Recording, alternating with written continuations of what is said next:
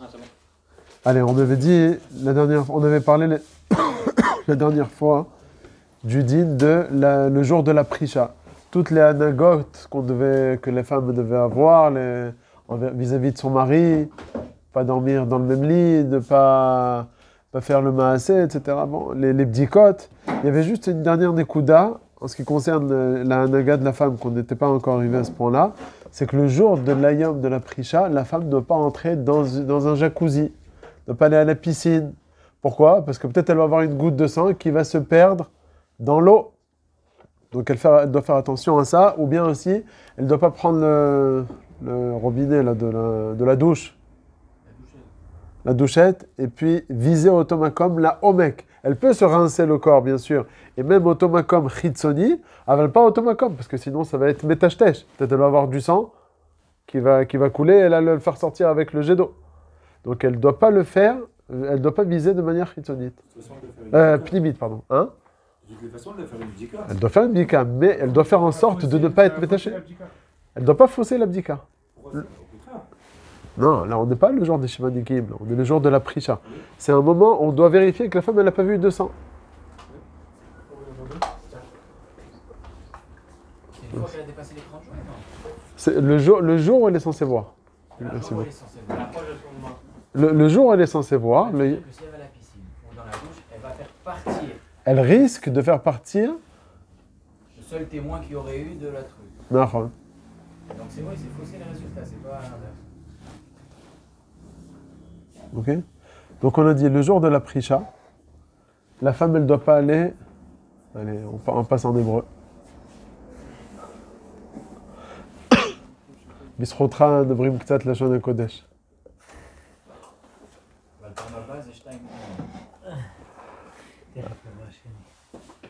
אז אמרנו שביום הפרישה, ביום הפרישה, היום שהיא עלולה לראות, אסור לאישה להיכנס באמבטיה, בג'קוזי, בבריכה, או לקלח באותו מקום פנימי.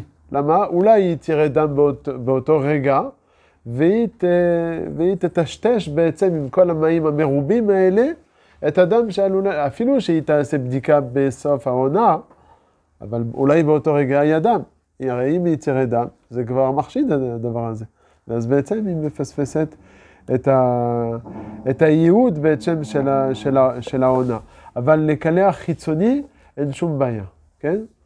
זה בניגוד לתוך השבניקים. לתוך השבניקים, אפילו שהאישה צריכה לבדוק, אחרי הפסק טהרה, נכון? יש לנו שבניקים. בתוך השבניקים, האישה צריכה לבדוק את עצמה כל יום שאין דם, אבל שמה זה יותר קל. אישה כן יכולה ללכת לבריכה ולכל הדברים שאמרנו. שמה האישה בחזקת טהרה. היא בעיקרון טהורה. למה? היא כבר עשתה הפסק טהרה, אז לכן היא בעיקרון טהורה, אז אין עניין עכשיו להחמיר ולהיכנס במים. פה היום הזה של יום הפרישה, זה יום מה שנקרא חזקת אורח בזמנו בא. היא אמורה לראות את הדם באותו יום. אז לטשטש את הראיית הדם שעלולה להגיע, זה כבר בעייתי. אז באותו יום להתנהג כמו שאמרנו, אבל אמרנו שקילוח חיצוני, קילוח אפילו חיצוני, או למשל לצורך רפואה. מה הדין אישה צריכה להחדיר מים לבפנים לצורך רפואה? ישנה פצעים או כל מיני דברים. ביום הפרישה הקלו חכמים גם כן לעשות, עדיף שהיא תעשה בדיקה לפני כן, כדי לוודא שהיא טהורה, אבל במידה והיא שכחה, לא מעכב אם זה לצורך רפואה. עכשיו, הסעיף האחרון בסעיף הזה של יום הפרישה, זה סעיף שנוגע קצת לענייני אישות. יש לנו גמרא במסכת יבמות שאומרת שחייב אדם לפקוד את אשתו ביוצא לדרך.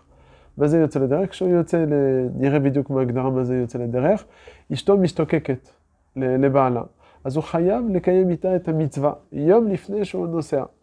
זה מצווה מדרבנן, זה אסמכתה, כן? איך כתוב בפסוק? וידעת כי שלום אוהליך, ופקדת עמך ולא תחטא.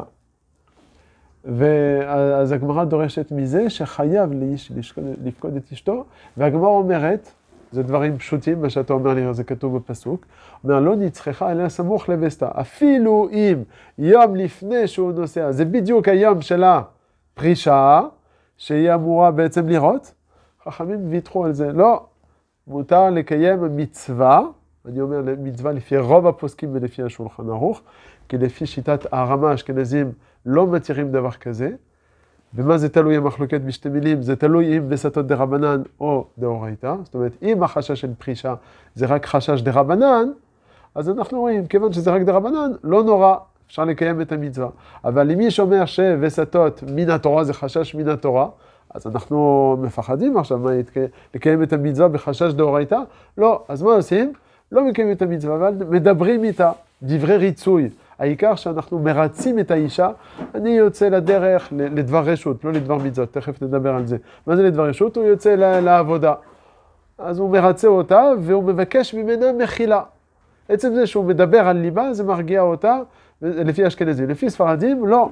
מקיימים את המצווה, חייב לקיים את המצווה. מה זה יוצא לדרך? יוצא לדרך זה רק מי שיוצא לתקופה שלא יחזור לפני זמן העונה. מה זה זמן העונה? כמה פעמים צריך לקיים מצוות עונה? אנשים לא מזלזלים קצת בזה. מתי שבא להם, מתי זה. אז ההוראה של הפוסקים, פעמיים בשבוע. פעמיים בשבוע זה מצווה, כמו שמצווה לתקוע בשופר, רצים כולם אחרי זה, גם מצוות עונה, עייף לא עייף, פעמיים בשבוע, רצוי בליל שבת, ופעם אחת בשבוע, יש ממליצים יום קבוע במשך השבוע, שאנשים יודעים, כל אחד עם החשבונות שלו, אבל לא פחות מזה, אפילו הרבנים אומרים שבציבור היותר פתוח, אני זוכר הרב יונה פעם היה אומר לנו, אמר לי על כל פנים, רשמתי לו אז כמה שאלות בעניינים האלה, אז הוא אמר לי, לא פעמיים, 3 פעמים. טוב, בסדר, כל אחד. מצד שני, הרב עובדיה יש לו שו"ת ביביע, אומר מה שתלמיד חכם שמפריע לו מאוד בסדר לימודו, אז אפילו פעם אחת זה מספיק. טוב, כל אחד, אבל אנשים כמונו, בוא נגיד, אנשים מן השורה, פעמיים בשבוע, כן? אז בן אדם שיוצא אחרי שהוא קיים פעם אחת מצווה, הוא יחזור רק אחרי שיעבור הפעם השנייה, אז בעצם עובר הזמן של העונה השנייה, אז הוא חייב לקיים מצוות עונה, גם אם זה חל ביום הפרישה. יום הפרישה בוא נגיד ביום שלישי בערב, והוא נוסע ביום רביעי בערב, כיוון שהוא יחזור רק ביום ראשון, אחרי העונה הבאה, שזה בליל שבת, אז הוא חייב לקיים מצוות עונה איתה. אמרנו גם כן, זה דווקא אם הוא יוצא לדבר הרשות, אם הוא יוצא לדבר מצווה, הוא יוצא לפדיון שבויים, או ללמד תורה, כל מיני דברים כאלה, הוא פטור מלקיים את המצווה. וכשאומרים פטור זה נהפוך הוא, אלא זה לא רק פטור, אלא זה אסור. אם פטור, אז ממילא אסור. אז אם הוא יוצא לדבר מצווה, יוצא בעצם קיצוני. אם הבן אדם יוצא לדבר רשות, הוא חייב לקיים מצוות עונה, ואם הוא יוצא לדבר מצווה, אסור לקיים מצוות עונה. כן? כן, מצוות פרישה. עכשיו, אם שניהם יוצאים בדרך ביחד, האיש והאישה, אז כמובן, אסור לקיים מצוות עונה ביום הפרישה, גם אם יוצאים לדרך. יוצאים לדרך זה כאשר יש ניתוק בין הבעל לאשתו. שהבעל יוצא ואשתו משתוקקת. אבל אם שניהם יוצאים, אז אין את העניין הזה, ואסור לקיים מצוות עונה, או הפוך, אם האישה יוצאת לדרך, גם כן, האישה לא משתוקקת. האישה יוצאת לחופשי, הפוך, היא שמחה בזה. כשהבעל יוצא והיא נשארת פה, יש השתוקקות, אבל אם זה הפוך לא. או הבא מן הדרך. מה זה הבא מן הדרך? בן אדם חזר מחו"ל, ואומנם בזוהר הקדוש כתוב שמצווה לקיים מצוות עונה, כן? אבל אין את העניין הזה של השתוקקות כל כך שנוכל להקל על ידי כך את המצוות עונה. אז למעשה רק מקרה אחד יש לנו לקיים מצוות עונה ביום הפרישה, זה ביוצא לבד לחוץ לארץ, או אפילו לארץ, אבל הוא יוצא לשבוע שלם, כשהוא יוצא לדבר הרשות בלבד, וכשהוא יוצא לבד. רק לגבי המצווה, איך מונים את היומיים? בתוך שבוע, בתוך 7 ימים? לדוגמה, אדם שעשה את המצווה פעמיים, יום ראשון ויום שני, יש לו 14 יום? לא, שבוע. פעמיים בשבוע. עכשיו, זה הדין האחרון לגבי יום הפרישה. אז סיימנו בעצם סימן קפ"ד, זה יום הפרישה, עוברים עכשיו לסימן קפ"ט, זה דיני וסתות. דיני וסתות, טוב, זה סימן מאוד ארוך, שאפילו הרב עובדיה, לא אפילו, חס ושלום, כמובן שהרב עובדיה ידע את כל התורה, אבל כל הספרים שלו לא דיבר על וסתות, רק פה ושם, אבל אין לו סימן מיוחד בספר שלו, טהרת הבית, על וסתות. יש הרבה סעיפים בשולחן ערוך שמדברים על וסת קבוע. לא נדבר על זה, כי זה לא כל כך מציאותי, וסתם בשתי מילים מה זה וסת קבוע, שנבין מה זה. זה אישה שרגילה לראות מחזור לעתים שוות. כל פעם, או בתאריך שווה, או בהפלגות שוות. נסביר מה זה הפלגות. וזה לא כל כך מצוי, כמו שאמרנו, אז לא נתעכב בזה. אנשים שלנו, רוב אנשים שלנו, אין להם וסת קבוע. אז אמרנו פעם מה זה וסת, זה רגילות של אישה לראות.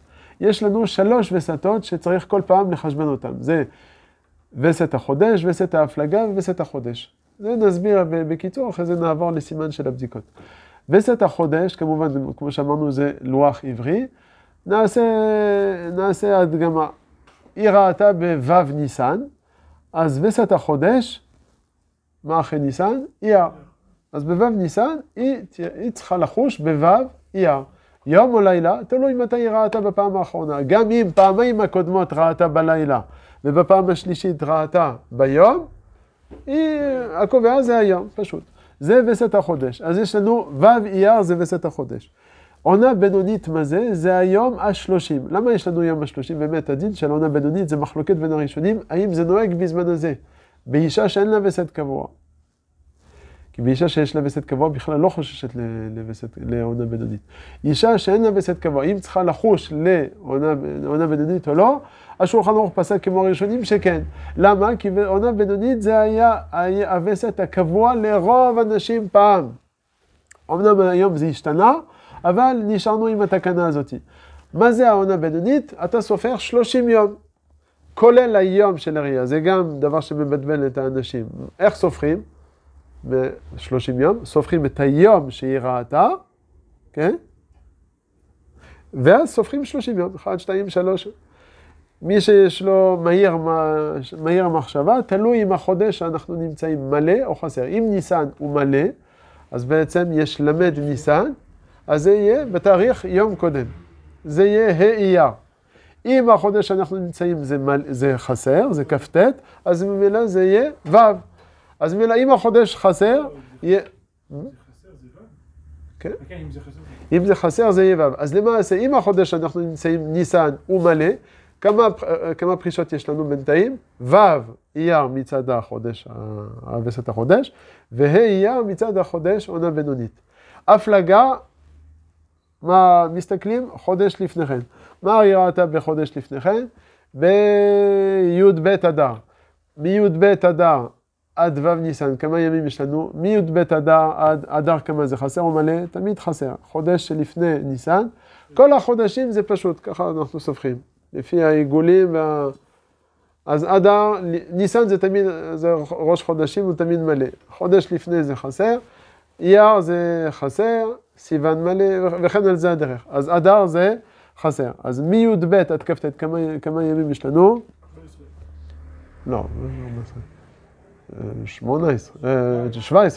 17 ימים, ועוד 6 ימים של ניסן, זה יש לנו 23. אז 23 אתה סופר מו' ניסן עד 23. לא לוקחים על 12. זה יוצא 18, כולל 12 זה היום של הווסת, אמרנו ש... נכון, צריך לכלול אותו. 18. 18 ועוד 6 זה 24. אז אתה סופר את היום של הראייה הקודמת, כולל היום שהיא ראתה בפעם השנייה, אתה סופר פעמיים. כן? כמה יוצא לנו? 24 ימים. איך אתה סופר בפעם הבאה? אתה חוזר לספור מהיום שהיא ראתה בו' ניסן.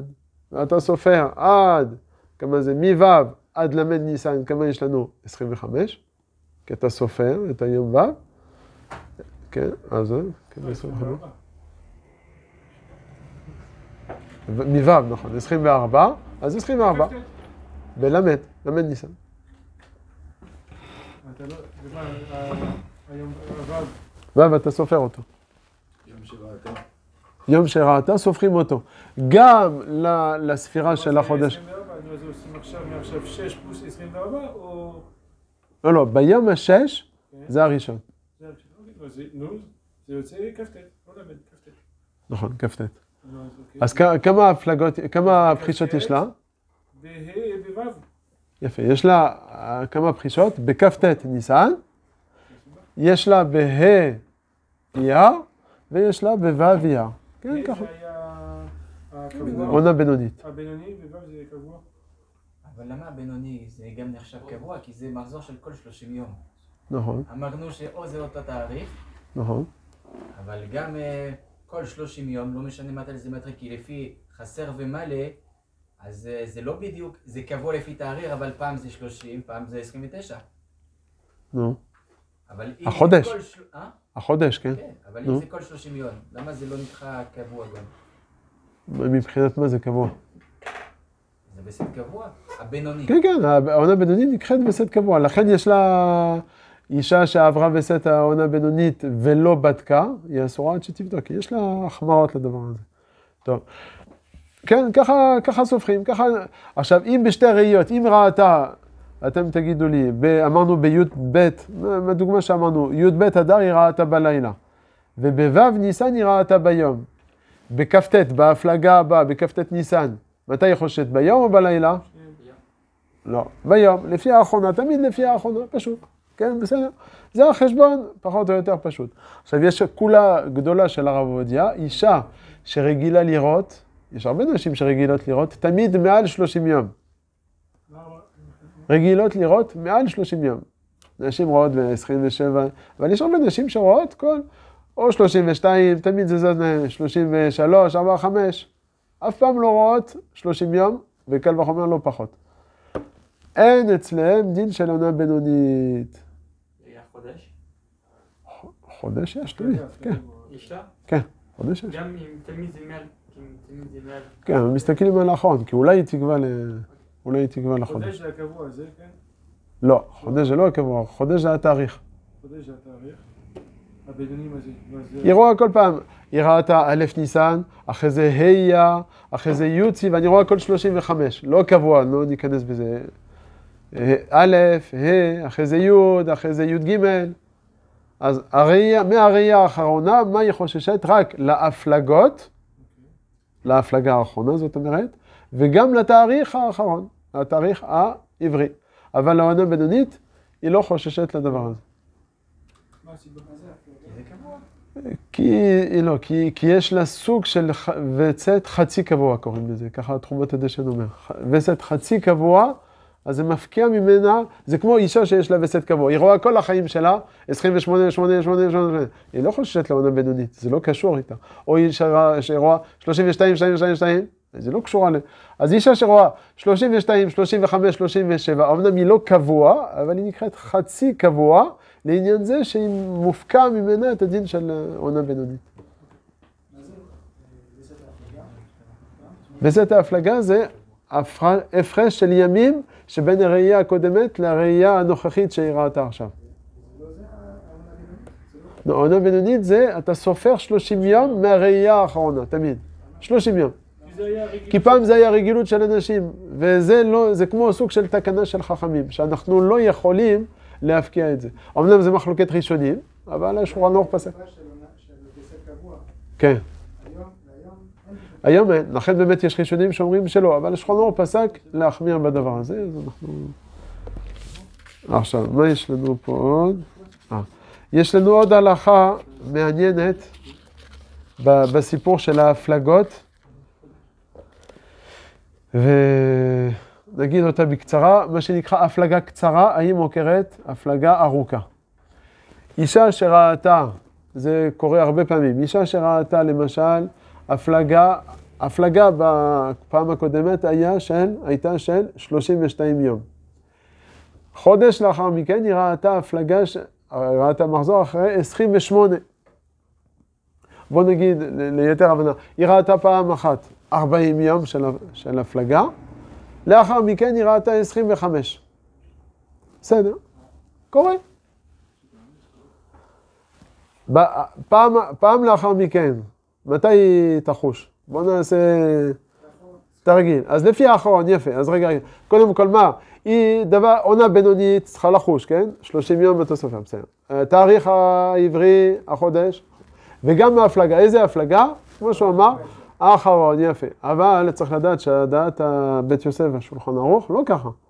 אלא הפלגה קצרה, ודאי שהיא חוששת, אבל היא לא איבדה גם את החשש של 40 יום.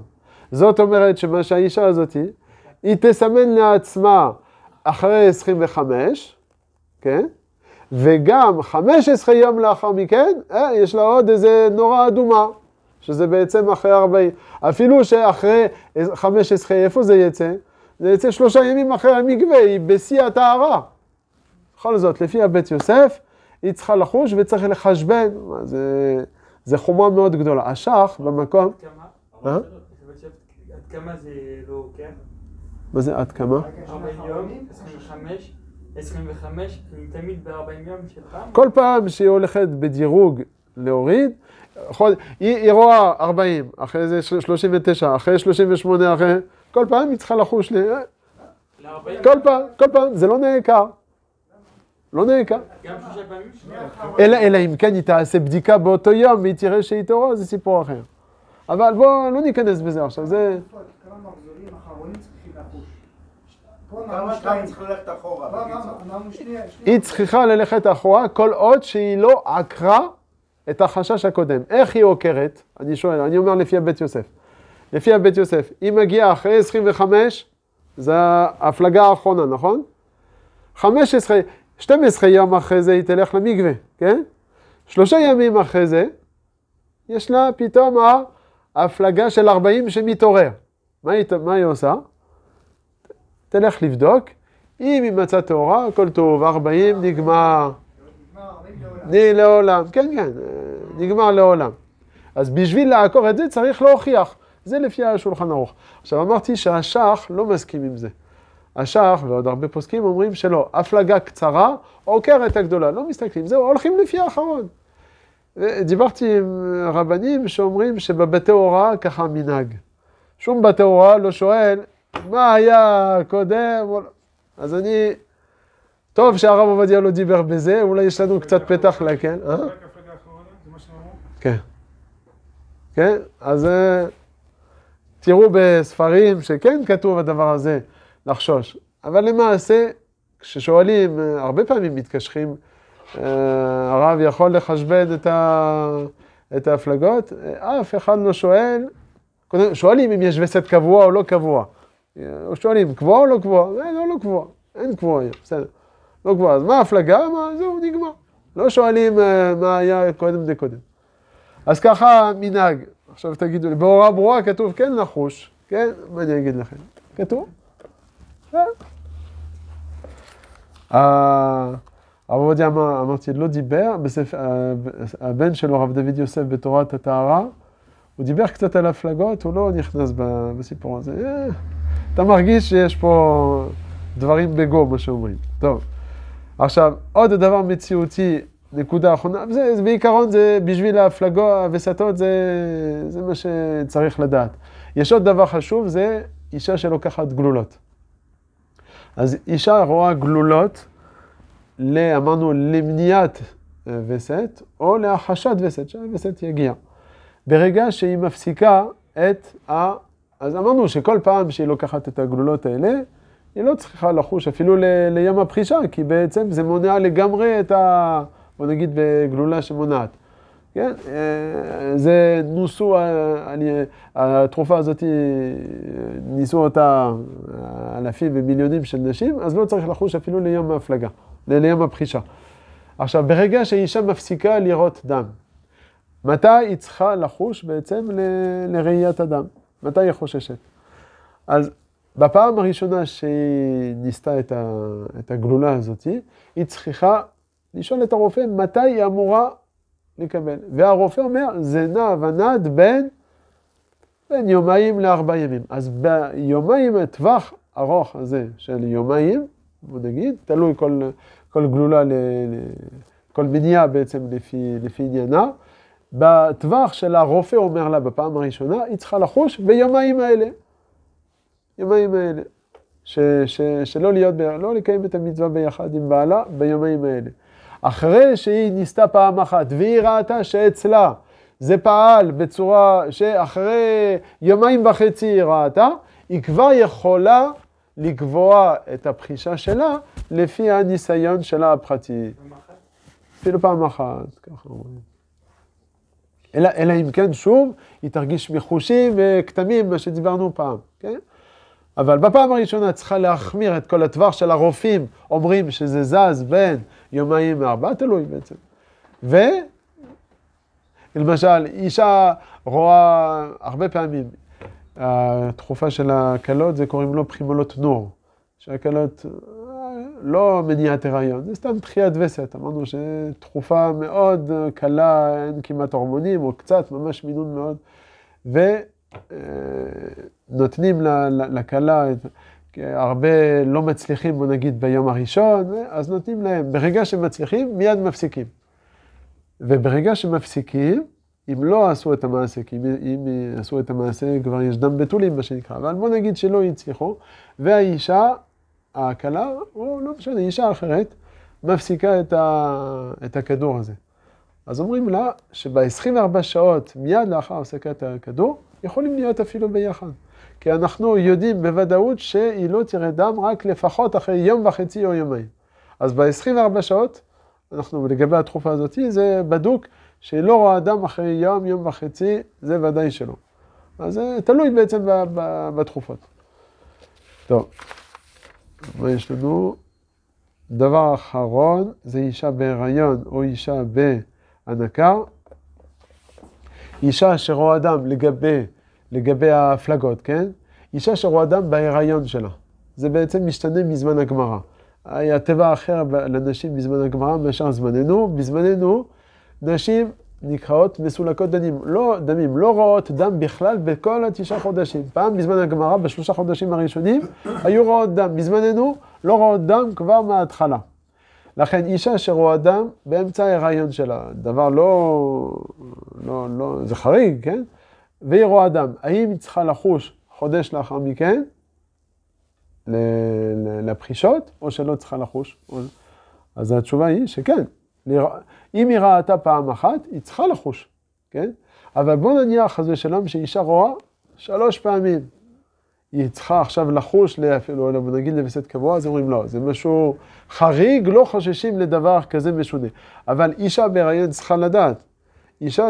אישה בהיריון שרואה דם, צריכה ללכת למקווה, קודם כל צריכה להתקשר לבלנית, להגיד שאסור לה להיכנס במים רותחים, אלא לצנן קצת את המים, כן? יש להם איזה חומר, או שהם מטבילים אותה, 2 אפשרויות, או שמטבילים אותה ראשונה בתור, ואז המים עדיין לא רותחים, כי זה מסוכן להיריון, או שברגע שהיא נכנסת שמה איזה חומר מסוים שמצנן זמנית את המים. לא, זה פטנטים. כל פנים, אישה כן צריכה לטבול, וגם לחודש לאחר מכן, לחוש. למה היא תחוש? הנה, אישה עכשיו בחודש השני רואה דם, באופן שזה מטמא, לא טיפה משהו. מה היא חוששת? הלכה למקווה, שבועיים אחרי זה, מה היא חוששת חודש לאחר מכן? לעונה בינונית, ולעונת החודש. איזה הפלגה? הפלגה של מה? או, שמה, תגיד, לפני המקווה, לפני שהיא נהייתה בהיריון, היא ראה את הדם, אז מה נעשה את ההפלגה הזאת? כן או לא? יפה, אז זה מה שאומרים, שפה זה בעצם חריג, אז אנחנו לא רק, ארוך זה לא, יכול להיות שאישה, הנה, אישה זקנה בגיל 50, יכולה לראות פעם, ולאחר 6 חודשים לראות עוד פעם דם, ויהיה להבס את הפלגה של 6 חודשים. כמה פעמים זה קרה לי שהתקשרו לבית הוראה, אז מה, אני צריכה לחוש עכשיו, צריכה לסמן? כן גברת, תסמני עוד 9 חודשים, יש לה וסת. עד גיל 60. בגיל 60 כבר, האמת, אין גיל מפורט בשולחן ערוך, שמהזמן הזה כבר לא חוששים לשום דבר. כתוב מהרגע שאומרים לאישה, אמא, כאילו קוראים לה סבתא, כאילו. היום אין, הספרים כותבים בערך בגיל 60, אבל אישה בגיל 50, זה יכול להיות שזה תקופת איך קוראים לזה כן, אבל שכרתי בעברית. היא גיל מעבר, נו? בלות. בלות. תקופת הבעלות. תקופת הבעלות, אז בזמן הזה, מה? אז אישה צריכה לחשבן אפילו הפלגות ארוכות. יש כזה דבר. טוב, בסדר. עכשיו נעבור לסימן לאחר מכן. זה סימן מאוד, הרבה פרטים, זה סימן של הבדיקות. סימן קצ"ו. טוב, אז בסימן הזה, זה סימן של הפסק טהרה, מור דחוק, 7 נקיים, כל התהליך. טוב. אז האישה לא מתחילה להיות טהורה, להיות בחזקת טהרה, אלא אם כן היא מפסיקה בטהרה. מה זה הפסק טהרה? זה בעצם בדיקה שבעצם מפחיד בין התקופה של הטומאה לתקופה של הטהרה. אחרי הפסק טהרה, אם הבדיקה של ההפסק טהרה כולל המור דחוק, נגיד שזה עוד מעט חומרה, המור דחוק, כן? אז אחרי הבדיקות האלה, האישה נקראת בחזקת טהרה. לכן אמרנו מקודם, יש כמה השלכות. אמרנו מקודם, אישה ביום הפחישה, אסור לה להיכנס באמבטיה ובים, בבריחה. אבל בשבע נקיים יכולה. אבל אתה צריך לבדוק שיש דם? לא, אבל בסדר, זה רק בדיקות, זה רק דרבנן הדבר הזה. בעיקרון היא לא אמורה לראות דם.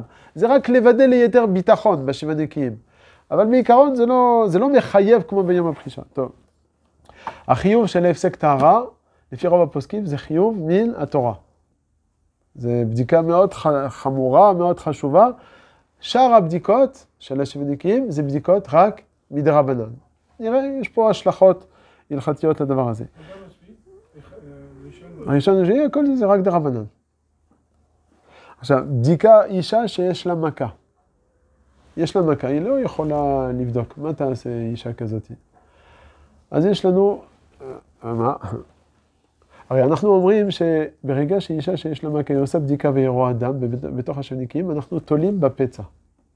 כמובן שמשהו שאפשר, כמו שדיברנו אז, מה שקשור אחד עם השני, כן? הפצע בצורה מסוימת או בצבע מסוים, מה שאתה מוצא על העד הבדיקה הוא צריך להתאים, כן? אבל בבדיקה של ההפסק טהרה ושל המור דחוק, אין תלייה בפצע. זה הקושי של הבדיקות האלה. אישה שיש לה אפילו, איך קוראים לזה, פטריה מדממת, כל הדברים האלה. עכשיו דוד שחק סטפי.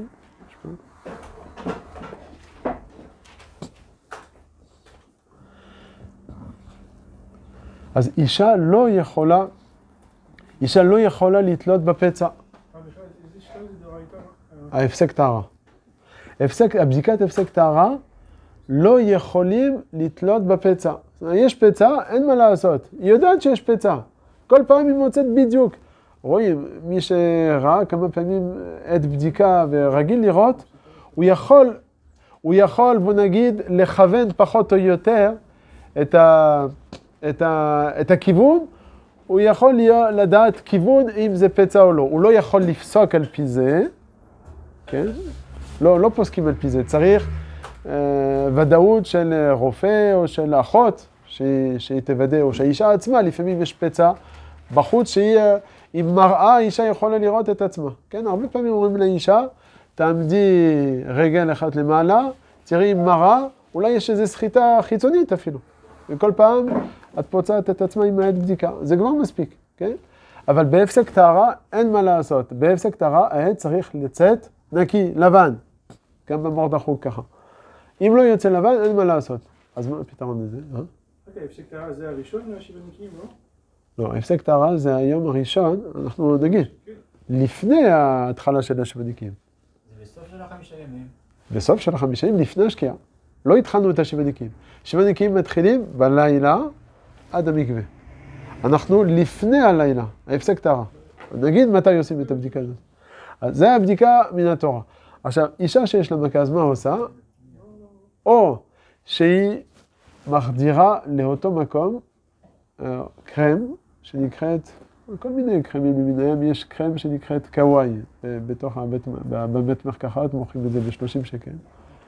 מוכרים את זה, כן, בטח, אנחנו רגילים להגיד את זה. אז זה משחות כאלה שהאישה צריכה למרוח באותו מקום חצי שעה לפני הבדיקה. כמובן, לא מיד לפני הבדיקה כי זה מטשטש, אלא חצי שעה לפני הבדיקה שזה יספק בתוך האור. לא לקבל סחיטות? לא, הכוונה שזה קצת כמו מחפה את המכה. זה לא גורם, הרי מה הבעיה? המכה, אם היא מדממת, זה לא יעזור שום דבר, כן? זה נדבר איך מה נעשה. אבל אם זה לא מדמם, אבל אנחנו מפחדים שעם הסחיטה, שזה פתאום יפתח את המכה. כמו סוג של, כן? אבל על כל פנים צריך לחכות חצי שעה בין המריחה הזאת לבדיקה, כדי שזה יספק וזה לא יטשטש יותר מדי את הבדיקה. אז לחכות חצי שעה זה הוראה. אם אי אפשר או זה לא מספיק, אין ברירה, חייבת לבודקת טהרה. בודקת טהרה, יש הרבה בודקות טהרה בירושלים. זה לא מטשטשת כל כך, אבל כן יכול. אמרנו שאם הולכת לבריכה וכולי, אז לא רוצים להגיע שום סיפור. אבל לשים את הקרם הזה, כן שיכול... זה בחור, דילוי. זה יכול, כן. כי זה ספציפי לזה ואתה מחכה חצי שעה. כאילו זה עושה כמו פלסטר, זה שהיא לא ייגע והיא... כן, לא, זה רק עושה פלסטר, שזה רק לא פותח את הדם. זהו. טוב, אז האפשרות היחידה, אישה שלא מצליחה עם זה, וכל פעם היא עושה הפסק טהרה ורואה דם. אי אפשר להקל. שום רב שבעולם לא יכול להקל כזה דבר. אין אפשרות. אז האפשרות היחידה שהיא תלך לבודקת טהרה, ומה עושה בודקת טהרה? היא רואה, עם ספקולום מה שנקרא, זה מכשיר שפותח את המקום, והיא רואה בדיוק איפה הפצע נמצא, והיא עוקפת על המכה, והיא מוציאה את נקי. היא עושה את הבדיקה? היא עושה את הבדיקה, כן. ככה זה מעשים בכל יום. אישה לא יכולה ללכת או לא רוצה ללכת, אין מה לעשות. אבל היא צריכה לחכות עד שיצא את בדיקה כמו שצריך. אבל הפסק טהרה שיוצא אפילו עם נקודה, טיפה קטנה של דם, אין אפשרות להקל. היא אומרת, כואב לי, שורף לי, אין מה לעשות. אפילו יודעים שיש לה מכה, זה לא עוזר. אם יש לכלוך חיצוני בהפסק טהרה, מה הדין? זה אפשר להקל. לכלוך חיצוני, רואים למשל שזה שערה, הרבה פעמים אנשים מביאים ואתה רואה עם זכוכית מגדלת. למה אתה רואה הרבה פעמים שהרבנים רואים זכוכית מגדלת? כי הרבה פעמים רואים ובעצם מגדילים את הדבר, ורואים בעצם שזה לא כתם, אלא זה פשוט שערה, רואים שערה. השערה זה בסדר, רואים שזה משהו חיצוני. אז ממילא מקילים בזה, כן? עכשיו בואו נתקדם. האם יש מנהג לרחוץ לפני הבדיקה? לפני הפסק טהרה, רוחצים, בעיקרון כתוב לרחוץ את כל הגוף. אז זה לא מעכב, אפשר להסתפק בלרחוץ את אותו מקום, בעצם זה יותר עצה טובה בשביל האישה שלא תפסיד את עצמה. פתאום אולי יש לה איזה כתם מהזמן של המחזור שלה. כן, כן, ודאי, לפני הפסק טהרה. אבל ברגע שאישה שוטפת את עצמה באותו מקום, היא צריכה לחכות זמן של לפחות 10 דקות בין הרחיצה לבדיקה. אם היא תשטוף באותו מקום ומיד אחרי זה תבדוק, אז מה עשינו? לא עשינו כלום. אבל מה? בשעת הדחק, כן יכולה מיד אחרי הרחיצה לבדוק. זאת אומרת, אישה שנתקעה לפני השקיעה, הרי ההפסק טהרה, נדבר בהמשך, אבל צריכה לעשות עד הזמן של השקיעה. והנה האישה, היא עשתה בדיקה ראשונה 10 דקות לפני השקיעה, והיא ראתה שיש טיפת דם. אז מה היא עושה? שוטפת מהר, אבל נשאר עוד 3 דקות עד השקיעה, ואם היא תחכה 10 דקות, זה כבר יעבור השקיעה. אז מה תעשה? תעשה את הבדיקה בכל זאת, אפילו אם זה לא יעבור 10 דקות מהרחיצה. יש לנו פה עוד 2 דקות. זמן, אז מתי עושים מתי... אפשר לעשות 20 פעמים אם אתה רוצה. רק זה לא מומלץ, כי זה גורם סחיטות, וזה לא טוב. אומרים לנשים, ביום ההפסק טהרה עושים עד 2-3 פעמים, לא יותר מזה. אם לא הלך, כנראה זה לא בשביל היום, אבל אין מניעה לעשות בדיקה מיד אחרי בדיקה. מתי הזמן של הבדיקה?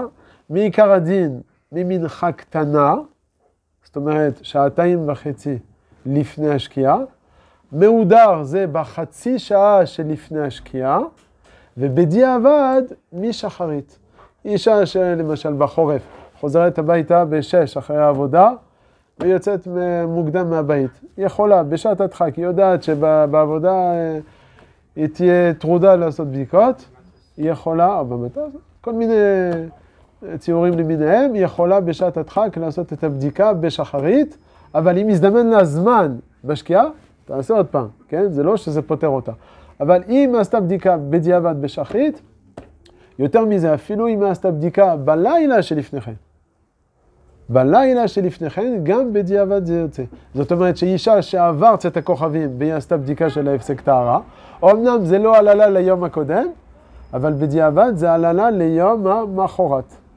כן? טוב, נעצור פה לשבוע. זק ומאור. Si elle fait l'effet taré, après bon, le thème. Quand est-ce qu'elle a vu le keten? Avant le Tzat HaKochavim. On essaye d'être mahmir. Pourquoi? Parce que c'est un grand victoire cette histoire. Je sais que c'était Michael, mais c'est pourquoi? Qui était Michael? Amneshwam. Lui, il était Michael.